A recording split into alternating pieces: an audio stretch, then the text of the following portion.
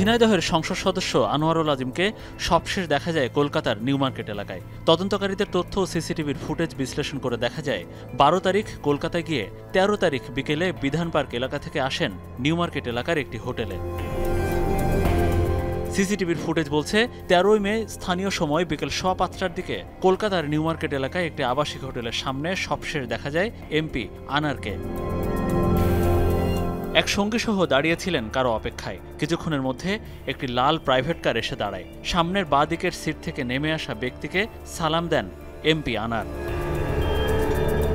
গাড়ির পেছনে দাঁড়িয়ে কিছু সময় কথা বলেন ওই দুইজন। পরে সবাই উঠে পড়েন ওই লাল গাড়িতে। এমপি আনার বসেন পেছনের ডান দিকে। তার কয়েক মিনিট পর ৫:২৩ একটি সড়ক অতিক্রম করে যায় সেই গাড়ি। এরপর থেকে নিরুদ্দেশ এমপি আনোয়ারুল আজিম। কেবল পাওয়া যায় কিছু রহস্যময় SMS এর আলামত। তদন্তকারীরা বলছেন এখান থেকে এই গাড়িতে করে তারা যান আলোচিত সঞ্জীবা আবাসিক এলাকায়।